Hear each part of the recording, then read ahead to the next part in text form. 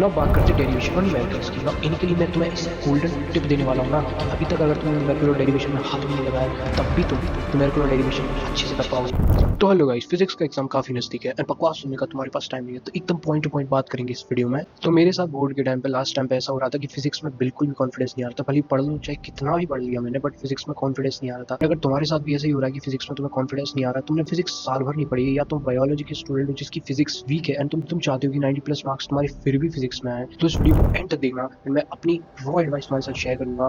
तो इस वीडियो में सबसे पहले बात करेंगे कि अगर तुमने कुछ भी कंप्लीट नहीं किया या रिवाइज नहीं किया है तो तुम उसको सबसे पहले कैसे निपटाओगे।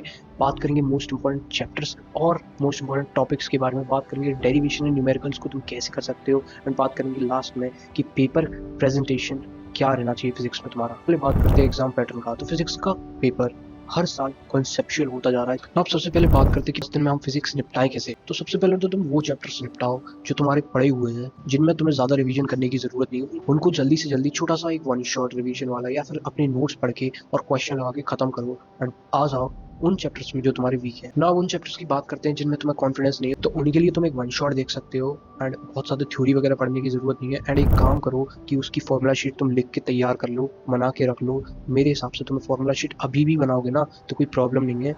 एक पेज लो, वन शॉट देखते टाइम जितने भी फॉर्मूले का यूज हो रहा है उन फॉर्मूले को लिखते जाओ एंड तुम क्वेश्चन करोगे तब भी जो तुम्हें क्वेश्चन दिक्कत दे रहा है या फिर जो फॉर्मूला तुम्हें अलग सा दिख रहा है उसको लिख लो, नोटबुक में नोट डाउन कर लो एंड एक दिन पहले तुम इसको पढ़ के जा सकते हो। ट्रस्ट मी, लास्ट के टाइम पे तुम्हारा बहुत कमाएगा ना। बात करते हैं इंपॉर्टेंट चैप्टर्स और इंपॉर्टेंट टॉपिक्स के बारे में। ज्यादा रिसर्च करके 3-4 साल के प्रीवियस ईयर क्वेश्चन देख के बनाया, तो इन इंपॉर्टेंट क्वेश्चन को तो बिल्कुल भी मिस मत करना, क्योंकि मैंने एक्सपीरियंस किया है तुम जो नहीं पढ़ के जाते वो जरूर आता है एग्जाम में। तो इलेक्ट्रिसिटी की बात करें तो Gauss law, electric field lines and electric potential energy, इनका फॉर्मूला डेरिवेशन करने के लिए आता है। ये सब काफी ज्यादा इंपॉर्टेंट है। डेरिवेशन की बात करें तो electric field intensity due to infinite line charge, काफी ज्यादा इंपॉर्टेंट डेरिवेशन है।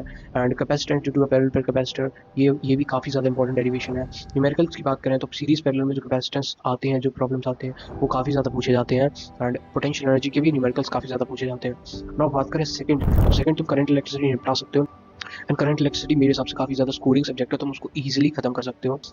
एंड देन मैं बात करूँ तो तुम अगले वाले पार्ट पे आ जाओ फिजिक्स के। फिजिक्स का फर्स्ट वाला पार्ट है काफी ज्यादा लेंदी है एंड इतना ज्यादा स्कोरिंग भी नहीं है। तो सेमीकंडक्टर सबसे पहले इजी है एंड बहुत स्कोरिंग चैप्टर है। एंड देन बात करूँ तो मॉडर्न फिजिक्स में जो बचे हुए चैप्टर जो कि dual nature, atom and nuclear है, एंड देन मेरे हिसाब से तुम्हें ray optics and way optics निपटाने चाहिए, जिसमें मैग्नेटिज्म वाले चैप्टर इसको भी बहुत अच्छे से कर लेना है। मैं तो अल्टरनेटिंग करंट वाले चैप्टर को छोड़ के भी गया था, लेकिन तुम ऐसी गलती मत करना। तुम उसको पढ़ना, लास्ट में पढ़ सकते हो लेकिन पढ़ना है। और मेरे हिसाब से अगर ये सारे टॉपिक तुम कर लोगे ना, तुम्हारे 80% मार्क्स तो यहीं से सिक्योर हो जाएंगे। बाकी के 20% तुम्हें बिल्कुल देख के जाने, छोड़ के कुछ भी नहीं जाना है। ना बात करते डेरिवेशन और न्यूमेरिकल्स की। ना इनके लिए मैं तुम्हें इसी गोल्डन टिप देने वाला हूँ ना कि अभी तक अगर तुमने न्यूमेरिकल और डेरिवेशन में हाथ भी नहीं लगाया तब भी तुम न्यूमेरिकल और डेरिवेशन अच्छे से कर पाओगे। जो डेरिवेशन की ट्रिक है वो इस प्रकार है कि तुम्हें डेरिवेशन एक पेज पर लिख के देखना है। डेरिवेशन को 3 भागों में बांट लो, 3 से 4 भागों में। पहला step, middle step and last वाला जो स्टेप है, जो फाइनल आंसर आना है, वो तो तुम्हें याद हो ही जाएगा क्योंकि वो क्वेश्चन में दिया रहता है।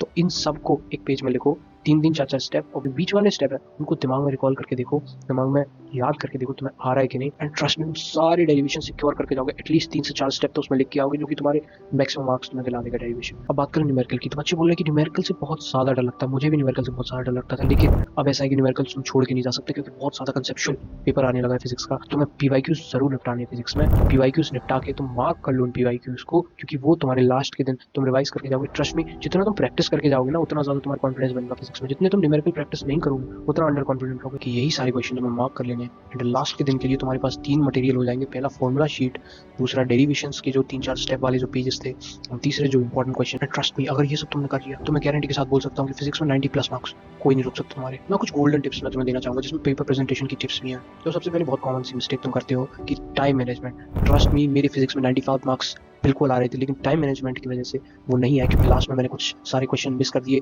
क्यों? क्योंकि मैं बहुत ज्यादा कैलकुलेशन में फंस गया शुरुआत वाले क्वेश्चन में। अगर तुम पे नहीं हो रहा कैलकुलेशन, छोड़ दो, लास्ट में आके उसको करो। एक पर्टिकुलर टाइम फिक्स कर लो कि एक क्वेश्चन में को इतना टाइम देना, उससे ज्यादा अगर तुम टाइम दे रहे हो तो उससे मूव ऑन कर लो, लास्ट में करो उस क्वेश्चन को। लास्ट में 10 मिनट तुम्हारी चेकिंग के लिए रिजर्व रखनी है। एंड अगली टिप मैं देना चाहूंगा फ्री के मार्क्स के लिए। अगर तुम्हें न्यूमेरिकल वगैरह दिखता है, सबसे पहली चीज करो उसका डायग्राम बना दो। उसका डायग्राम बना दो, जो भी अगर दिया भी है तो भी बना दो डायग्राम। डायग्राम बनाने के बाद गिवन वगैरह लिख दो। एंड अगर तुम्हें फॉर्मुला भी आता है, अगर तुम्हें क्वेश्चन नहीं आ रहा, तुम पे आंसर नहीं बनना, फॉर्मुला लिखो। जितने स्टेप तक तुम लिख सकते हो उतने स्टेप लिखो, क्योंकि सीबीएसई में सारे स्टेपों के नंबर मिलते हैं। टीचर तुम्हारी चेकिंग करने वाला वो एक बच्चा है एंड तुम उस बच्चे को समझा रहे हो, इस तरीके से लेके चलो। एंड तुम उसका काम आसान करना है तो जो इंपॉर्टेंट वर्ड्स वगैरह हैं उनको हाईलाइट कर दो।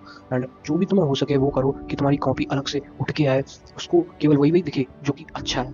वो ना दिखे जो तुमने कचरा एग्जाम में फैला हुआ है। एंड अगला जो गोल्डन टिप मैं देना चाहूँगा वो है कि पहले से ही जो तुम कैलकुलेशन करो वो आराम आराम से करो, कोई जल्दी नहीं है। सिली मिस्टेक अवॉइड करना, क्योंकि सिली मिस्टेक से बहुत ज़्यादा नंबर कटे हैं मेरे।